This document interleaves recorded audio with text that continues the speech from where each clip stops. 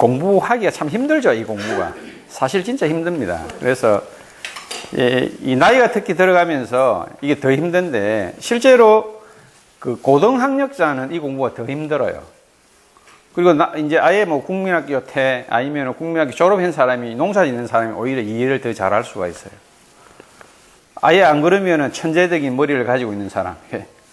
특별하게 이렇게 돼 있는데, 일반 사람들이 이 공부를 이해하는 것은 상당히 진짜 힘이 들어요. 왜 그러냐면은, 이제 우리가 일단은 서양식 교육의 획일적인 단답형의 모양을 갖췄고, 그리고 교육을 받았잖아요.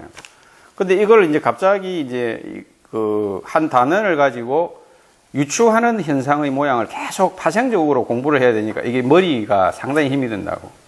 익으면 이거다가 교육이 되는데, 익으면 이게 아니다가 이 학문이에요. 그러다 보니까 이것을 이제 공부를 좀 잘하기 위해서는 상상력을 되게 많이 발휘해야 돼요. 내가 하나의 생각을 가지면 거기 하나의 생각에서 끊임없이 생각과 생각을 계속 덧대게끔. 제 같은 경우에는 글자 공부를 한 3년 했어요, 3년. 가불병정 이거 뒤에 22자를 3년을 공부를 했어요. 그래가지고 부산에 보면 영광도서라는 게 있어요. 거기에 옥편이라는 옥편 내가 다 찾아봤다고. 저는 뭐 제가 이 자리에 섰지만은 제가 누구 따로 스승님한테 교육을 받고 스승님한테 제가 사사를 받아서 이 자리에 선 건 아니고, 제가 이 공부를 처음 시작할 때 자연을, 그냥 하늘을 스승님을 삼고, 그리고 책을 이제 배움의 터전으로 삼고 해서 제가 끊임없이 제 나름대로는 노력을 했고, 나이가 들어서 이 공부하니까 얼마나 힘들어요. 그래서 이제 공부를 했는데 이제 머리가 굳어 있잖아요. 그래서 이 공부를 계속 하니까 코피가 계속 터지는 거예요. 그래서 고등학교 때 선생님 말씀이 생각이 나더라고요. 이 코피는 녹이 쓴 게 피로서 나오는 거라고. 그러니까 코피를 많이 흘려야 제대로 돌아가는 거예요. 그래서 이거를 한 3년 정도는 코피가 나더라고. 머리 열이 과부하 걸리니까 계속 터지더라고. 아침에 코를 비비면 터지고 하더라고. 그래서 어느 시점에서 이제 하나씩 알아가지게 됐고, 그래서 저는 따로 뭐 어떻게 공부를 한다는 것 부분보다도 제가 이제 일 자체를 옛날부터 땅을 만지는 일들을 하다 보니까 이제 예를 들어서 이번은 3월 달이면은 이제 3월의 변화를 이제 계속 쳐다보는 거예요. 내 나름대로 생각을 하는 거예요. 그래서 이제 예를 들어서 이제 오늘이 예를 들어서 진달 아닙니까? 진달.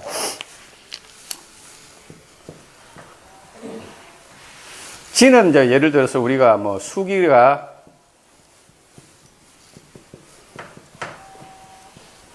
뭐 입고된다는 얘기를 하잖아요.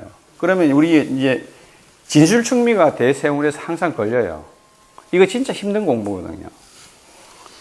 진을 생각을 해보면 진달은 봄이지만 에너지는 여름으로 들어왔죠. 근데 우리 기온의 변화를 보면 이게 추워요 또. 왜 춥냐니까. 겨울에 있는 땅에 머물렀던 기운 자체가 마지막에 해동이 된다고. 그러면서 그 품었던 열기가 쭉 일어나가지고 뿜어지죠. 그러면 인간이 느끼는 것은 춥다고 느끼는 거예요. 그래서 이게 뭐냐면은 우리가 의인화를 잘 생각을 해야 돼요. 자연의 현상 속에서 의인화를, 사람의 적용을 잘 시켜야 된다. 예를 들어서 이 사람이 진대원에 왔는데 사업이 엎어야 되는데 갑자기 잘 될 수가 있어. 왜냐면 겨울이 와야 되는데 겨울이 계속 와가지고 사업이 잘 돼야 되는 사람이 진이 오면은 초기에 봄인데도 초기에 잘 되잖아. 추우니까. 그러면 사업을 계속 지르는 거예요. 그러면 결국은 이건 어디로 가냐? 여름으로 가잖아. 꺼집분다니까. 똑같아요. 그래서 자연을 쳐다보고, 야, 이게 실질적으로 묘달이 더 따뜻해요. 덜 녹았거든. 땅이 덜 녹았잖아. 이때 되면 완전히 녹아버리면은 안에 있는 기운들 자체가 그냥 쑥 다 올라와 버리죠? 그러면 이때 이제 춥다. 우리 공부 좀 해야 되겠다. 막 예를 들어서 사업을 안 됐는데, 묘년까지는 안 됐는데, 사업을 해야 되겠다. 일시적으로 호전 현상이 일어난다니까. 그때 있는 거 없는 거 다 끌어붙는 거죠. 그러면 그냥 박살나는 거예요. 결국 이건 어디로 가냐? 여름으로 간다고. 그러니까 이게 대운이 되든 세운이 되든 일운이 되든 월운이 되든 마찬가지예요. 이건 에너지학이에요. 결국 에너지학이랍니다. 그래서 예를 들어서 이제 이게 진달이 와가지고 지금은 우리가 이제 예를 들어서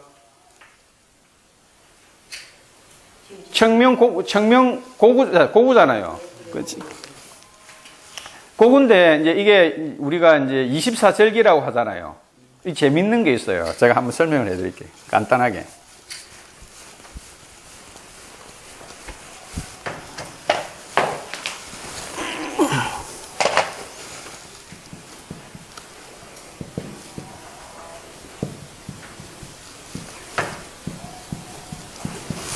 우리가 이제 늦가을이 수월이잖아요.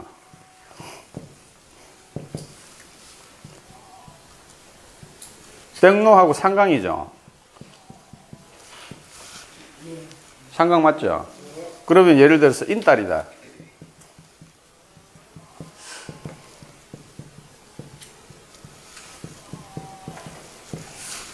그러면 이제 신달이면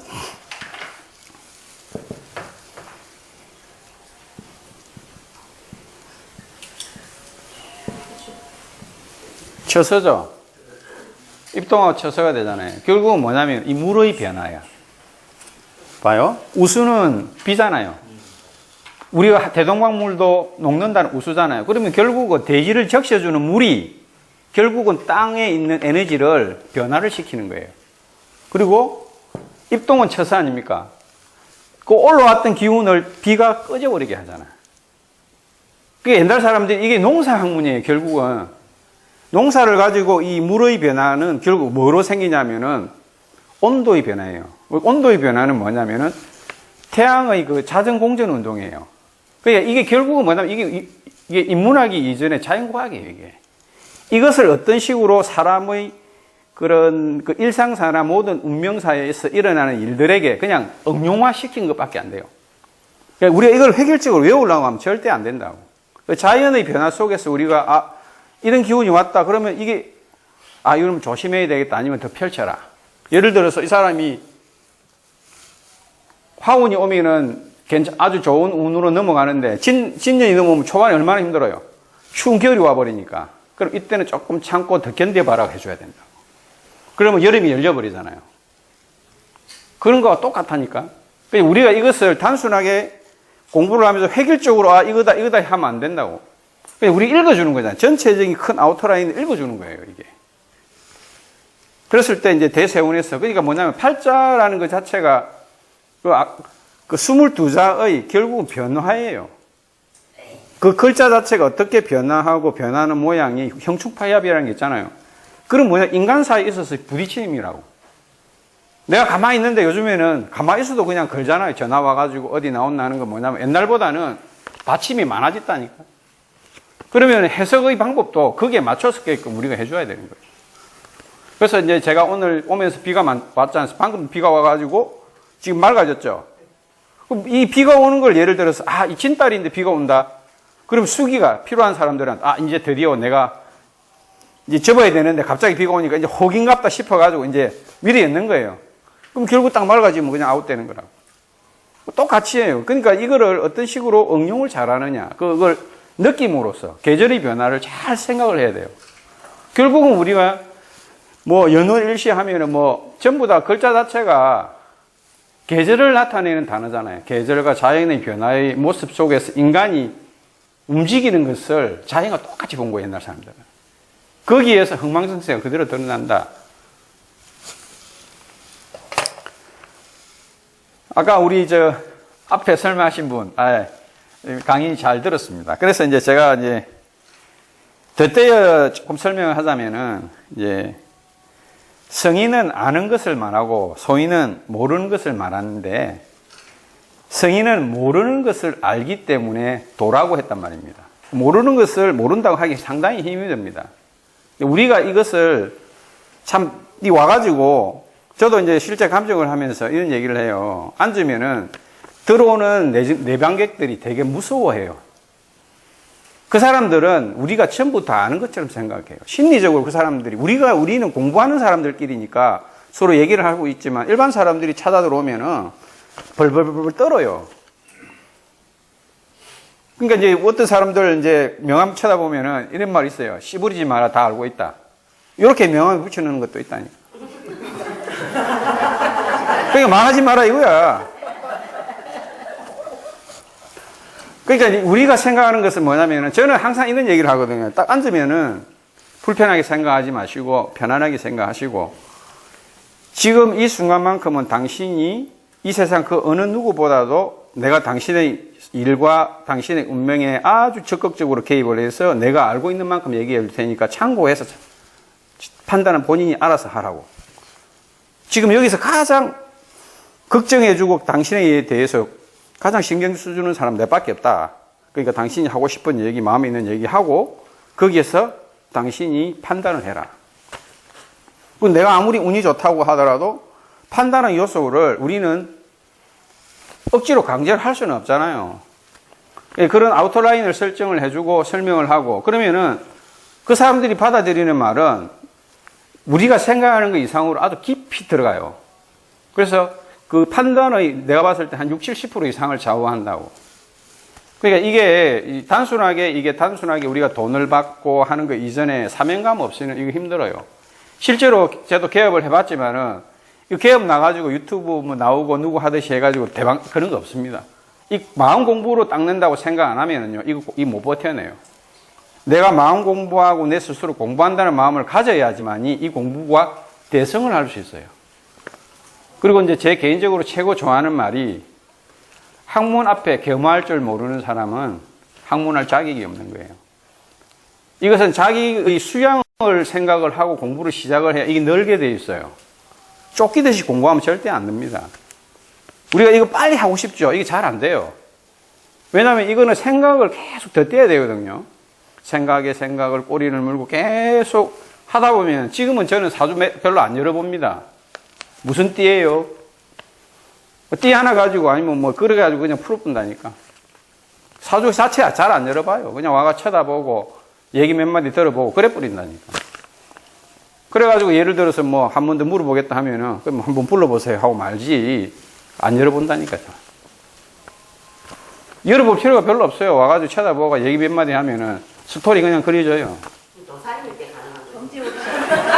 이제 그런 부분들이 자꾸 끊임없이 자기의 그런 마인드를 가지고 명상을 하고 자꾸 거기에 생각을 안 하면 안 돼요. 우리가 나이가 지긋하신 분들이 다 모여가지고 이거 외운다고 해가 될 게 전혀 아닙니다.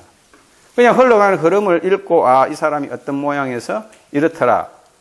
우리가 실질적으로 똑같은 일을 많이 하게 되면은 정답이 가깝잖아요. 그러니까 오랜 일을 숙달을 하게 되면 진리에 가까워지는 거예요. 그러니까 사람을 상대로 많이 본 사람은 쳐다보면 저 사람 어떻다 다 알잖아요. 그거하고 똑같이 스스로 컨트롤을 많이 하고 마인드 컨트롤을 하고 하루하루 그 변화 속에서 우리가 그걸 읽어내야 된다고 생각을 하고 가을이 왔다. 낙엽이 떨어진다. 분위기 좋네. 차나 한잔 마시자. 이렇게 아니고 가을이 떨어지는데 뭐 때문에 저기 떨어지게 할까? 결국은 기온이라니까. 에너지의 기온에 의해서 뭐 세상 만물이 바뀌잖아요. 우리 얼마까지만 해도 이거 옷 두꺼운 거 입었잖아요. 지금 따뜻해지니까 이제 옷을 갖다가 점점 얇아지지 않습니까? 자, 각서를 하고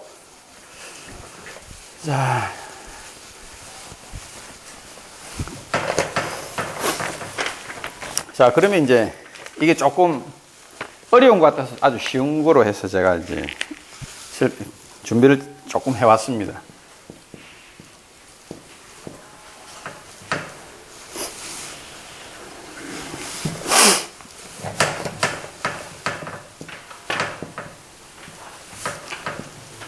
자, 우리가 아직 운명이라는 이 말을 많이 듣죠.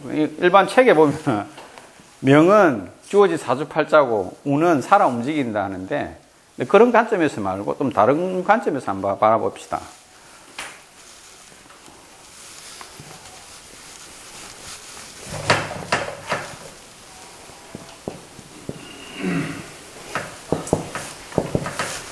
우리가 운은 말 그대로 움직인다는 뜻이잖아요.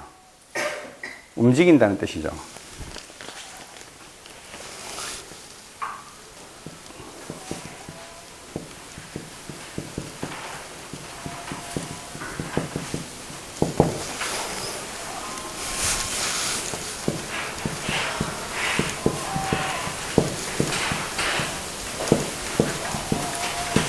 운이라는 것은 결국 움직인다는 뜻이기 때문에 움직인다, 살아있다, 흘러간다, 운동한다. 활동성인 거잖아요. 그렇죠? 그리고 명이라는 것은 목숨, 생명, 유기체죠. 유기체라는 것은 반드시 형태가 있어야 됩니다. 형태나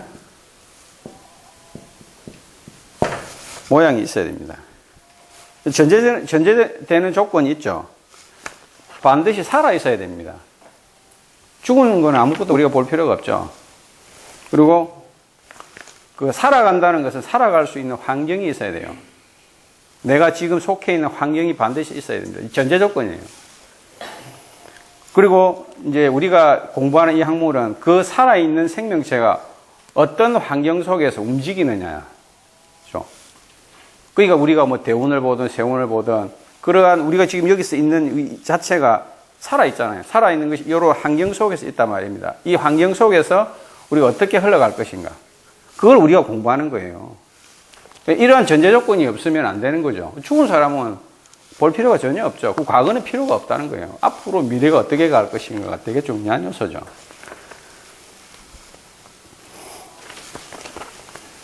그래서 우리가 보통 보면은 살아있는 생명체들은 다 동그래요. 공은 잘 굴러가잖아요. 지구도 끊임없이 돌죠. 태양도 끊임없이 어떤 구점을 통해서 계속 돌잖아요.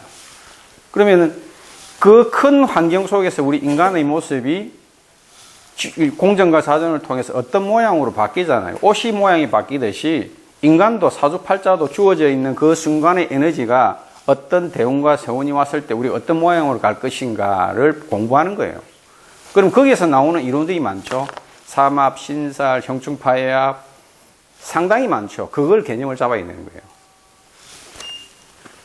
그 예를 들어 겨울이 왔다. 그 글자 자체 그냥 만들어진 게 아니잖아요. 겨울이 오게 되면 아무리 팔자가 좋은 사람도 겨울이 왔다.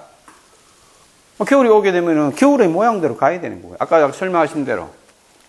이 사람이 이제 예를 들어서 병화에 오화로 양이 들어왔고 지지에 인이 있다. 뒤에 뭐 술을 생이다. 화국이 되어도 대운이 화로 온다. 화로 오게 되면 그 에너지를 계속 더 써버린다니까. 자중해야 되는데 써버린다니까. 그럼 그게 과하게 돼버리면 사고가 나겠죠. 그래서 옛날 사람들이 봤을 때 과항되면 힘이 에너지가 넘쳐서 뭐 호랑이한테 물려 죽었다든지 아니면 뭐 길거리에 싸움하는 사람들한테 죽었다 이렇게 하잖아요. 결국 에너지가 많은데 그 많은 에너지를 그냥 폭발적으로 더 써버린다니까. 그러니까 이제 그 넘어서 에너지를 써버리니까 결국은 빨리 소진시켜 버리잖아요. 근데 그것을 알면서도 상당히 하기 힘들어요. 그래서 우리가 어떤 대운이나 세운이 왔을 때 바라보는 시각은 그렇게 봐야 된다고. 자연적으로 생각을 해야 된다니까. 일단은 팔자 아래에서 거의 정해져 있다고 봐야 돼, 거의. 대세운은 결국 변화, 내가 삶의 모양이 변하는 모양이에요. 그래서 이제 우리 또 벽산 호랑이 물상론 똑같다니까. 그 환경이 왔는데 그 환경의 모습이 자연을 잘 관찰하게 되면 그대로 투영하는 거예요.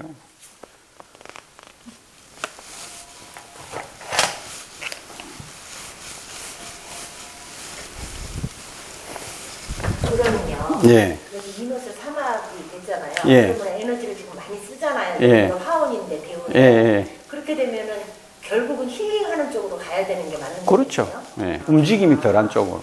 아, 그러면 돈 벌려고 설치면 안 되겠네요. 아, 이제 돈을 벌더라도 머리를 쓰는 일로 해야지. 아, 예, 머리만 이게 이 에너지를 소비하지 않는. 그렇죠. 적게 쓰는. 왜냐면 에너지가 많은데. 근데 그게 또 잘 안 돼요. 밤새도록 이제 이거 또 한다니까. 안 되더라고요. 여기는 동문의 세계로 가야 되네. 이제 이게 조절이 필요하죠. 내가 이제 경제적인 활동을 해야 되는데 그 경제적인 활동에 대한 부분을 이제 조금 줄이거나 아니면 다른 쪽으로 써야 되죠. 그러면은 인간이 지금 우리가 여기 앉아 있는 데가 산이잖아요. 그러면은 우리가 풍수라는 거 공부하신 분들 여기 계시거든요. 에너지가 이렇게 많이 와 있는데 내가 이 에너지를 내 스스로가 풀지를 못하니 그런 환경 속에 들어가는 거예요. 그러면 초록을 보고 산에 가서 풀면. 그러니까 산에 가든 아니면은 뭐 물이 있는 데를 이사를 가든 아니면 물이 있는 쪽을 지배를 두든 그냥 밸런스를 맞춰주는 거라고. 그러면 이제 우리는 왜 주거라든지 입지 환경을 따지냐면은 나는 결국 서 있는 게 땅이잖아요. 땅의 환경 속에서 내가 가지고 있는 그런 에너지보다 더 큰 에너지를 주변에서 내가 받고 있잖아. 인간은 조그만하네요. 비행기 떠가 쳐다보면 개미예요. 막대한 영향을 받잖아요. 그럼 그 환경 속에 내가 들어가면 나는 중화를 조금 잃을 수 있죠. 그게 풍수의 기본이에요. 결국. 풍수 따로 공부 안 하고요. 명리 공부해가지고 곰곰이 생각하면 따로 볼 필요 없어요. 물론 깊이 들어가가지고 풍수 보면 복잡하거든요. 그렇지 않아요. 그냥 큰 흐름 속에서 우리가 변하는 모양을 쳐다보면 다 보여요. 그냥. 자연스럽게 느껴진다니까. 아, 저 사람 얘기하는데 보면은 우눌하더라, 얘기하더라, 저 사람 말하는 거, 이런 거 보면 거의 나와요, 그냥.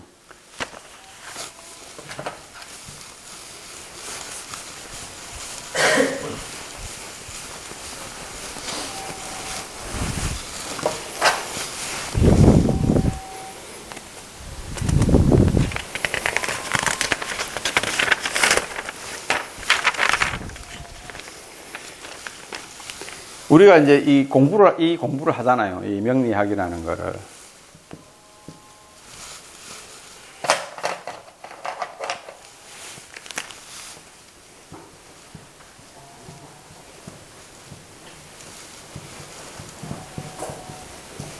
이게 이제 학술이라 그러잖아요, 학술. 그죠? 학술이에요. 우리 배우고 나서 써먹어야 되잖아요. 학술이죠. 그러면 이 글자 이것도 한자도 보면 단술해요. 찌자자잖아요, 찌자자. 웅크리고 앉아서 공부해야 되는 거예요. 공부하고 나서 술을 써먹어야 되죠. 술자는 행자 아닙니까? 행동을 써먹는 거라니까. 이게 단순한 것 같지만 옛날 사람들이 그냥 만드는 게 아니라니까. 글자 하나하나 자체가. 그러니까 이게 뭐냐면은 나무잖아요, 나무.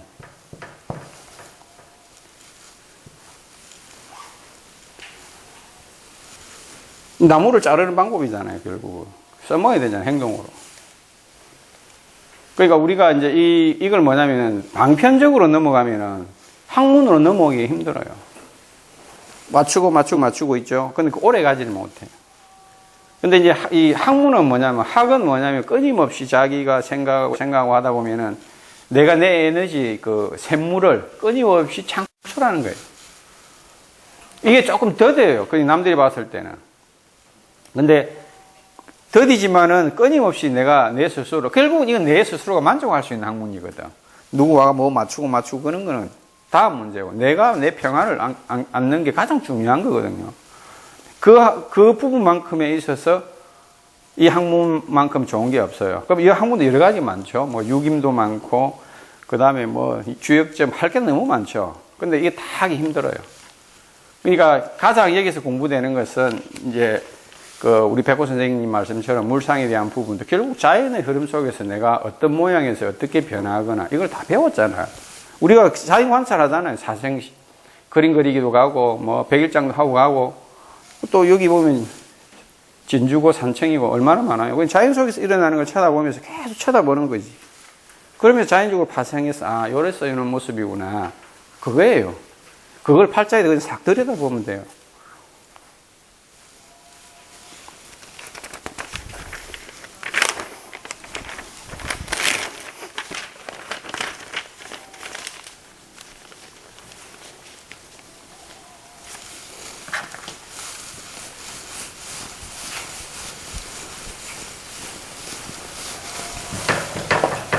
그리고 이제 이게 이 공부를 하다 보면은 이제 지금 우리가 처해진 환경 자체가 봄, 여름, 가을, 겨울로 넘어가잖아요. 그러면 태양이 이렇게 쭉쭉쭉쭉 각도가 변화를 하거든.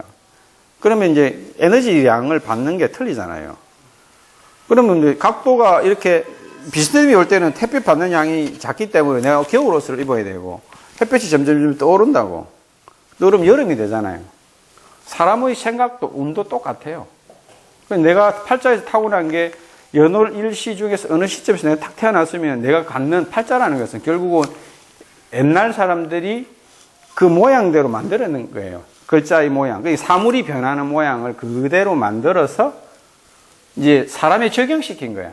처음에 책력이라 해서 하늘의 별자리를 통해서 지상에 있는 농사를 짓기 위한 학문인데 천재들이, 성인들이 쳐다보고 요걸 인간에다 적용을 시켜서 음양오행론이라는 게 만들어진 거예요. 그래서 이제 지금은 현대적인 아까 앞전에 방금 했다시피 이런 서양식 교육을 받다 보니 이게 해석하기가 힘들어요. 그래서 사고 자체를 여기는 아직까지 자연 환경이 펼쳐져 있기 때문에 좀 더 넓은 시각으로서 받아들인다고 하면 이 학문이 아주 빨리 적용이 된다고. 거기에 대해서 고민을 많이 하는데 그 고민 중에 하나가 우리 또 백호 물상학파, 이 자연의 물상을 그대로 설명을 하니까 더 알아듣기도 쉽고 받아들이기도 쉽고 공부하기 편하잖아요. 이거 일일이 어떻게 다 외웁니까? 다 못 외운다고. 그냥 우리 알다시피 어디 나가가지고 도사들 잘한다 이가 가가 물어보면은 어려워요.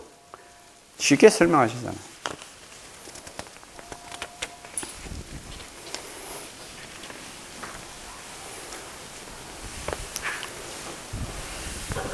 결국 이제 우리가 음양이라는 것은 우리가 봄, 여름, 가을, 겨울의 그 길이가 실질적으로는 같아요, 거의. 평균을 내보면 같거든요. 그럼 거기서 이제 사람들이 생각할 때는 음양이라고 하잖아요. 왜 그러냐면은 우리가 절대적인 음이나 책에 보면, 텍스트에 보면은 절대적인 음이나 절대적인 양이 오면은 생명체가 있을 수가 없어요. 왜 그러냐면은 우리가 태양이 딱 떨어지면은 어디선가 마징가제트가 나타나는 게 아니라 달이 탁 떠 있다고. 그런 면에서 그 태양의 숨어 있는 에너지를 반대편에서 쏘아주면서 만물이 생성을 하는 거예요. 그래서 12운성의 이거는 아주 중요한, 한 번도 이런 게 나온 게 없는데 12운성에 대한 음간, 양간에 대한 부분에 있어서 제가 한 가지 설명을 해드릴게요. 요거는 내 강의 원래 내용에는 없었던 내용인데, 예를 들어서 이제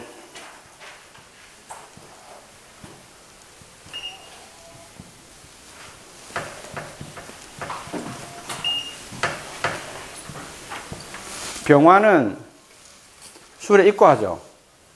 여기 보면은 신, 정, 무가 이렇게 되어 있죠. 예를 들어서 정화는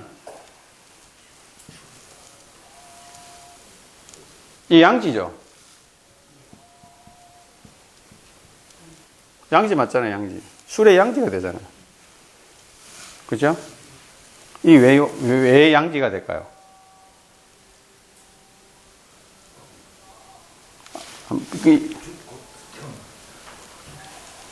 이게 간단해요. 술에 벌써 들어가 있잖아, 안에. 정화가 꼼틀이고 있잖아. 들어가 있잖아, 미리.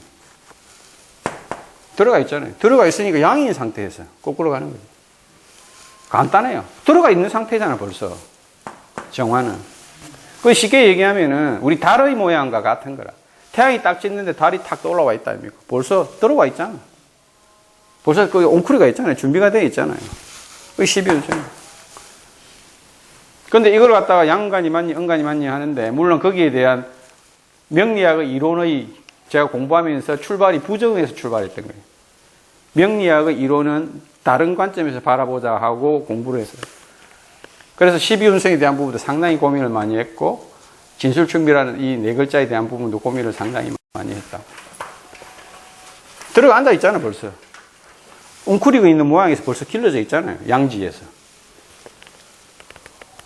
이게 간단하죠, 여기. 입고되는데 양지로 되어 있더라, 정화는. 역선으로 넘어가면 되니까. 근데 이거를 이제 역으로 우리가 외우려면 힘들죠. 왜냐면, 당장 오늘부터라도 서산에 해가 지면요, 이쪽이든 쳐다보면 달이 들어가 있어요. 거기 없다고 하면 음양의 조화가 안 되는 거죠. 생명체가 없어지는 거잖아요. 그러면 우리는 그러한 환경 속에서 인간의 모습이 살아가는 거고, 거기에 맞게끔 이론이 발달이 된 거예요.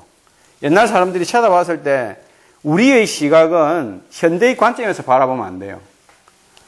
우리가 공부하는 이 글자의 모든 논리는 수천 년 전에부터 벌써 내려왔던 걸 우리가 공부를 해야 되기 때문에 그 사람들이 바라보는 시각에서 자연 관점에서 바라보고 해석을 현대의 관점에서 해석을 해야 돼요. 그 글자의 이해예요. 그런 이해가 되지 않고 그냥 단순하게 뭐다 이런 식으로 공부를 했다가는 공부가 절대 잘 안 늘어요.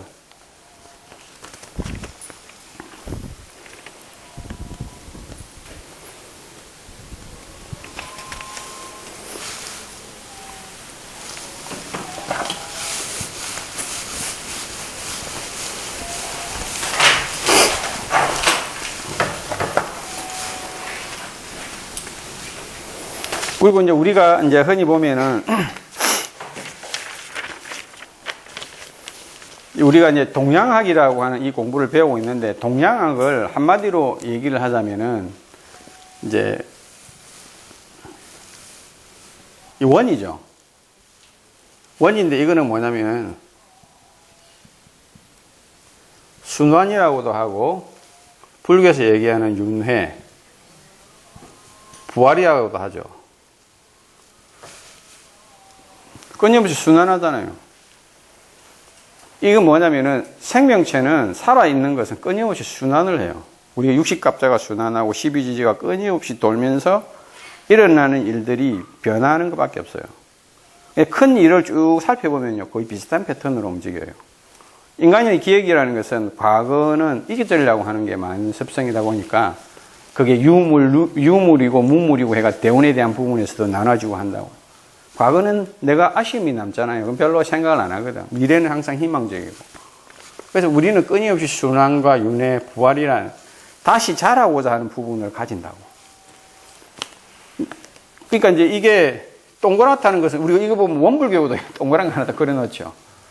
사람의 얼굴도 거의 동그랗습니다. 아, 저는 사각인데요, 이렇게 하는 사람 있죠. 그 사람은 맷집이 좋은 사람. 맷집이 좋은 사람이 사각턱이고, 동그란 모양인데 각이 좀 사각이다. 맷집이 좋다. 그리고 역삼각형이다. 아, 이 사람은 유리턱이다. 한 대 맞으면 가겠다. 그래서 이제 바라봤을 때, 아, 말년복이 있니 없니 이런 것도 나눠지는 거지. 간단하게 생각하시면 돼요. 그리고 보통 보면 키가 큰 사람들이 빨리 죽죠.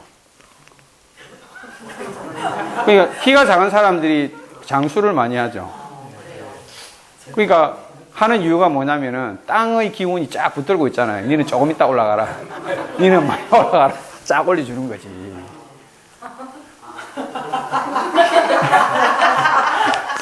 땅의 기운이 조금만 하면 땅이 딱 붙어가지고 안 떨어지려 하잖아요. 그러니까 오래 사는 거예요.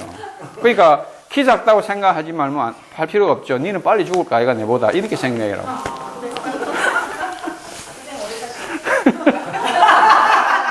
적절하게.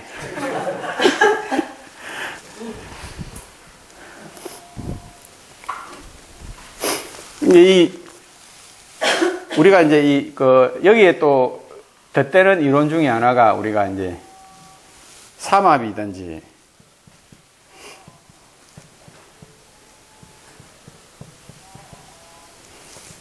신사를 쳐다보면은 이제 예를 들어서 장생에서 이제 마지막에 이제 고로 가잖아요. 이것도 결국 순환이에요, 순환. 태어날 때 어디서 태어납니까? 여기서. 엄마 뱃속 아닌 데서 태어나신 분 있어요? 없죠? 엄마 뱃속에서 다 태어나요.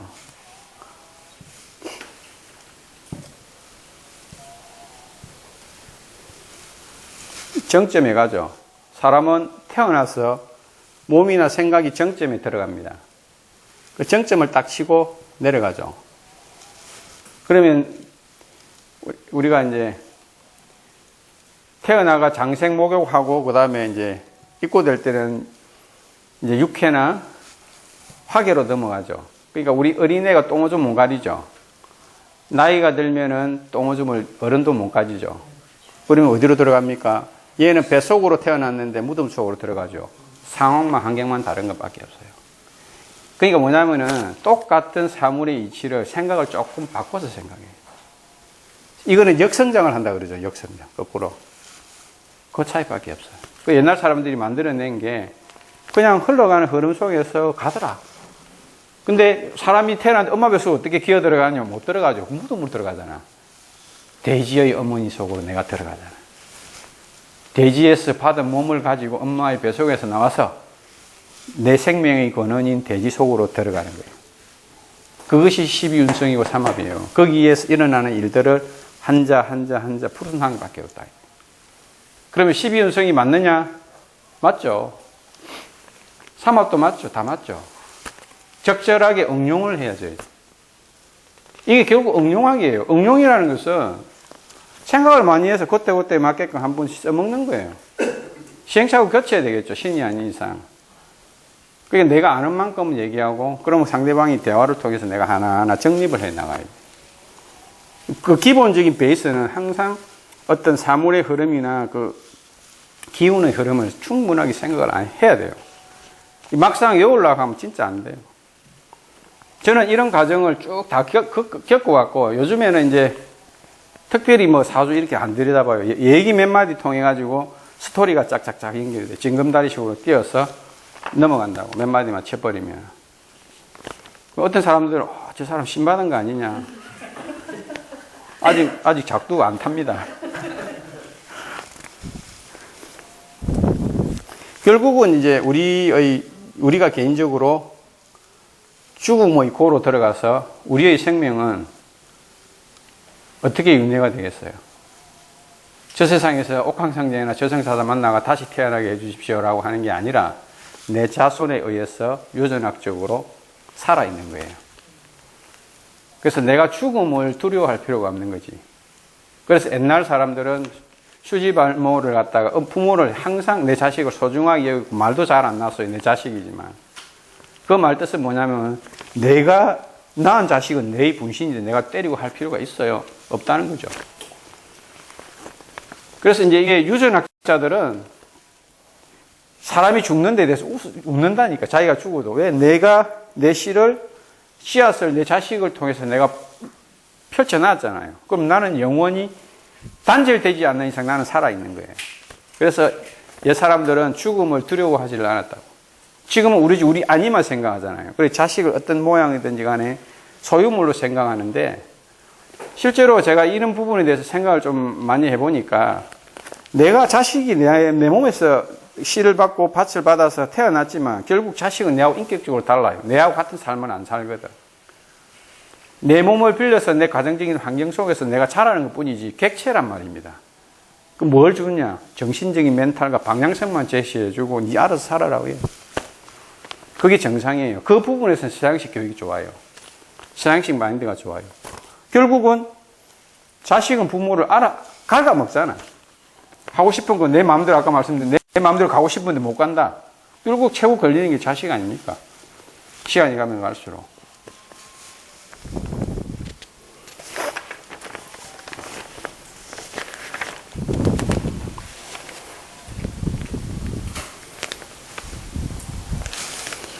그래서 이제 우리가 여기서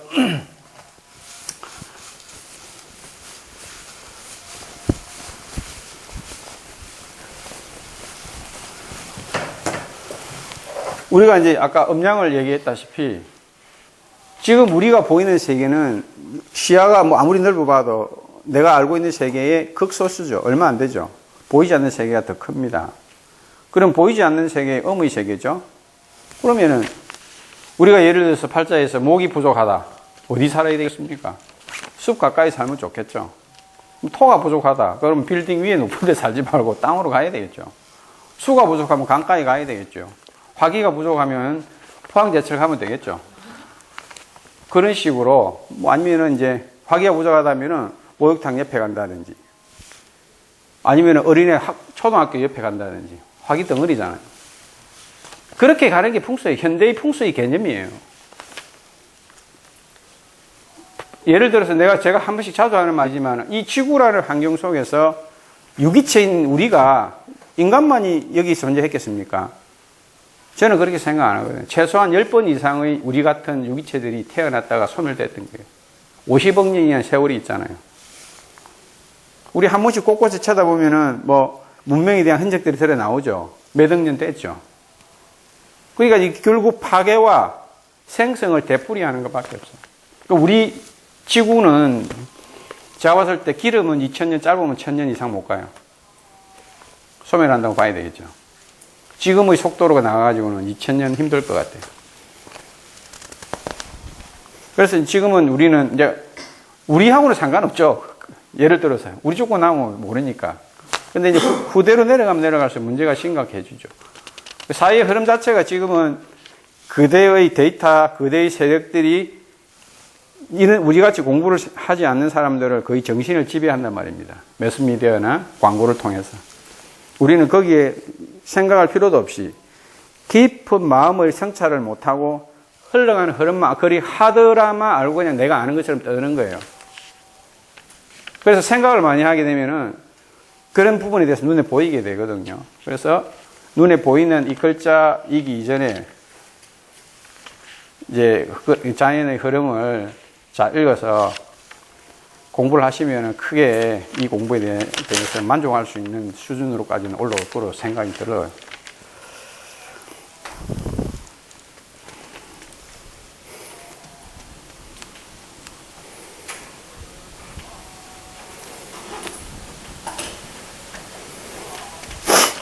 그리고 이제 아까 말씀드린 것처럼 살아있다는 것은 우리가 큰 명제를 생각을 해야 되는 게 뭐냐면은 우리가 살아있다는 뜻은 우리가 주어져 있는 이 환경이 있잖아요.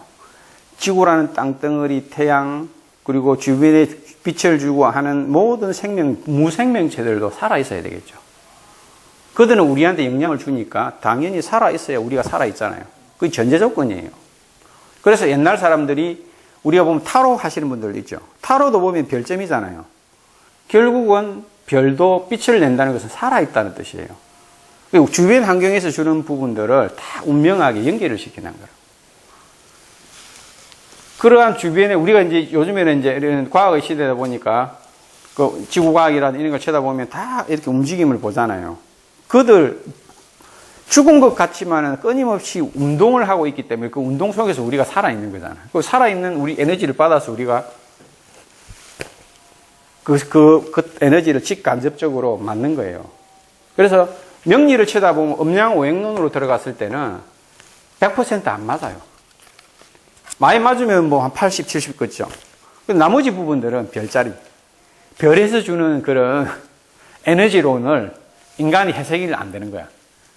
그래서 제가 이제 얘기하는 신살에 대한 이론은 중국 고대의 혼천전도라는 그 천문 청량기구의 별자리에 있는 용어가 그대로 신살이 100% 다 들어가 있어요. 괴강, 그다음에 금녀 이런 것들 있잖아요. 모두가 별자리예요. 별자리에 정해진 것을 본 거예요. 그래서 옛날 사람들은 그 별자리를 따로 관찰하는 그 기구까지 다 만들어져 있었잖아요. 그러면서 그 기운이 들어왔을 때 어떠한 일이 생길 것인가까지 다 유추를 해냈다고. 그게 이제 서양적인 관점에서 보면은 점성술이고 타로예요. 그러니까 뭐냐면 이 운명학은 사람들한테 살아남았다. 시장성, 그러니까 이제 사람들한테 살아남았다는 것은 반드시 생명력이 있고 검증이 됐다는 거예요. 우리가 타로 아니다 할 필요가 없는 거라고. 학문의 베이스는 넓으면 넓을수록 좋아요. 좁게 생각하면 안 됩니다. 조금 폭넓은 베이스를 가지고 받아들이다 보면 이게 안 보일 때 또 다른 걸 써먹으면은 또 그게 보이고 해요. 또 거기에 맞춰 들어가고 알아져가고 하는 그 과정 속에서 자기가 다져져 가고 이 공부에 대한 매력으로 점점 들어간다고.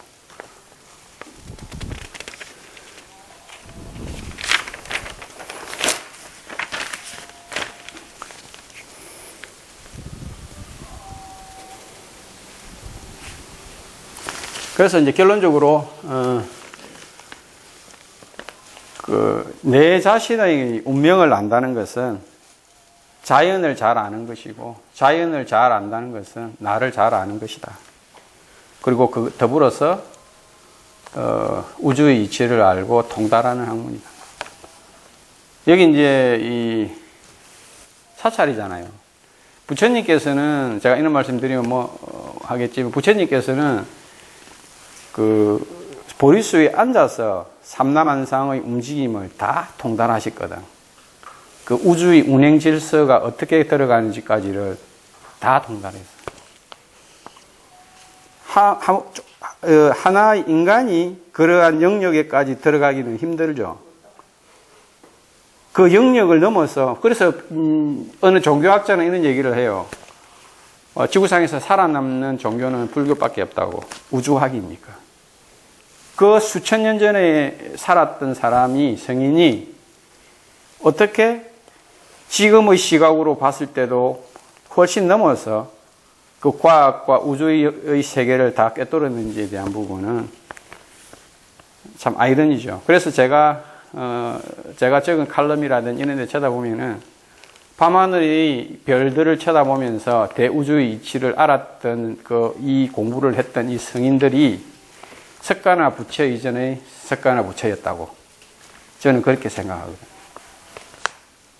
우리가 지금 그들이 준 기본적인 베이스를 가지고 공부하는데도 이렇게 어려웠는데 아무것도 없는 데서 그들은 이러한 부분들을 만들어냈고 이러한 부분들에 대해서 화두를 던져서 우리는 거기에 대해서 고민하고 조금이라도 알고자 하는 부분으로서 매진을 하잖아요. 그러면은 그들과 가까이 갈 수 있는 환경 속에서 우리가 그걸 느껴야 돼요. 내가 밤하늘의 별을 쳐다보면서 별 하나, 별 둘 세다가 후무치지 말고 별을 세면 저 별들이 어떤 부분에서 저렇게 움직이고 생성되고 세상의 이치가 돌아가는지를 머릿속에서 생각을 좀 해줘야 된다. 그러면은 내 머리가 청량해지고 내 자신이 뭔가 그 기쁨이라는 것이 넘어와요. 뭔지 모르는 그런 것들이 자양분이 되어서 학문을 하는데 큰 소양으로서 들어오고 내가 이 학문의 매력에 더욱더 흠뻑 빠지게 되고 그리고 내 자신을 알게 되고 타인의 운명에 관여를 해서 타인의 길을 방향성을 제시해 줄 수 있다고 저는 생각을 해요. 그래서 이제 우리가 이제 이 일업을 하다 보면은 저도 이제 작년에 이제 개업을 했는데 이제 이 공부를 하다가 이 막상 이렇게 철학관을 한다는 것 자체가 쉽지가 않아요. 근데 제가 드리고 싶은 얘기는 내 자신이 준비가 됐을 때 나가야 된다. 그거는 이제 어떤 대화를 통해서든지 됐다고 싶을 때가 있어요. 그때 실력하고는 아무 상관없어요. 실력하고는 아무 상관없다니까. 그거는 뭐냐면 내가 준비가 된 거고 내가 내를 알잖아요. 그 부딪히는 거죠. 그러면 사람을 만나는데 겁이 없어요. 이제 출장 감정 저도 한 번씩 나가는데 출장 감정 나가는데 그냥 아는 사람 만나는 것처럼 생각이 간다고. 처음에 이거 어떻게 얘기해야 되지 어떻게 얘기해야 되지 이런 생각이 드는데 그다음부터는 생각이 안 나고 그냥 가는 거예요. 그건 사람 만나러 가는 거다 생각하는 거예요. 그들에게 필요한 것은 내가 그 사람들에게 꼭꼭 집어서 얘기하는 게 아니에요. 포괄적인 개념에서 그 사람의 마음을 열어주고 보듬어주고 그 사람에 대해서 대화를 통해서 운명에서 들여다보면서 알잖아요. 공부를 했으니까. 유추를 해서 희망찬 미래를 열어줄 수 있는 대안을 반드시 얘기를 해줘야 돼요. 나쁜 말 할 수는 있어도 반드시 미래에 대한 비전을 해줘야 돼요. 인간이 살아가는 것은 미래를 보고 살아갑니다. 그래서 흔히 이제 우리가 길을 가다가 밤길을 이렇게 빛이 없는 밤길을 지나가다 딱 보면은 돌아온 길을 쳐다보면 보여요. 한번 해보세요, 실제로. 근데 앞길을 쳐다보면 안 보여요. 과거는 알 수 있어요. 근데 미래는 아무도 몰라요. 그 미래에 우리가 조금이나마 학문적인 베이스로서 알 수 있는 게 이 학문이에요. 다는 아니지만 어렴풋이 내가 희미하게나마 볼 수 있다는 것은 안 보이는 것보다 100배 낫다. 그 부분에 대해서 우리가 제시를 해주자. 내 자신을 알자. 이 얼마나 기분이 좋아요. 아무것도 모르는 사람한테 그나마 운무 속에 뭐 얼렁거리는 것 정도만이라도 얘기를 하면 사고는 안 날 거 아닙니까? 다 알아맞춘다, 다 맞춘다는 생각을 버리셔야 돼요. 그런 흐름 속에서 상담해주고 마음 대 마음으로 교감을 나누는 거예요. 이거는 다 인연법에 의해서 내하고 인연 있는 사람 들어오지 인연 없는 사람 들어오질 않아요. 그래서 마음을 그렇게 가지지 않으면 이 공부가 힘들더라. 그래서 여기 오늘 모이신 여기 열렬 우리 동문들께서도 제가 부족한 말씀이지만은 제 나름대로 느끼고 공부했던 부분들을 조금씩 말씀을 드린 건데 이걸 잘 한번 뭐 저 사람이 저렇게 얘기하더라 할 정도만 듣고 공부에 임한다고 하면은 큰 성취는 있을 거라고 봅니다.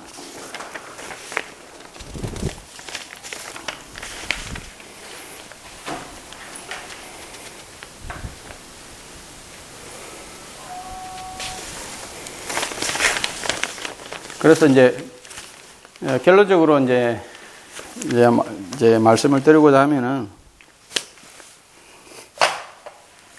자기 자신이 최고 잘 알잖아요. 그러니까 자기의 역량은 다른 사람이 필요가 없어요. 그러니까 내가 알고 내가 느끼는 역량만큼만 공부하시면 돼요. 그리고 안 맞는 걸 억지로 할 필요는 전혀 없어요. 그리고 내가 가장 좋아하고 잘할 수 있는 거, 이 공부라고 하면은 그냥 시간이 걸리더라도 느끼라고. 공부가 따로 없어요. 내가 예를 들어서 오늘 뭐 진짜에 대해서 오늘 하루 종일 생각하자. 진짜에 대해서 진딸이니까 계속 그것만 생각하는 거야. 나가서 일할 때 순간 틈이 나면. 그러면은 이 공부라는 게 기억의 연쇄 파생 운동이 있어요. 풀다 보면 그래. 연결이 다 되는 거예요. 이 공부의 특징이 이렇다니까. 이래서 뺄 수가 없는 거예요. 얘기하다 보면 여기 탁 들어오는데 이거 다른 거 그때 얘기하는 거더라. 이게 물리가 있다고 모든 게. 그래서 내가 이거 공부해야지 하실 필요 없다고요. 하나의 그런 걸 잡고 그 글자 하나만이라도 계속 공부를 하게 된다면 그 글자에 대해서 일어나는 운동성이 있어요. 그래서 하나하나 깨우쳐 나가는 거니까 조급하거나 급하거나 내가 빨리 성취하려고 하는 마음을 조금 내려놓으시고 조금 늦게 가더라도 제대로 느끼고 알고 가는 게 시행착오를 안 해요. 그래서 오늘 이렇게 이 세계 물상학파의 이 모임에 이렇게 초대해 주시고 부족한 제가 이 자리까지 서게 해 주셔서 너무 감사하고 여러분들의 많은 성취가 있기를 기원드리겠습니다. 이상입니다.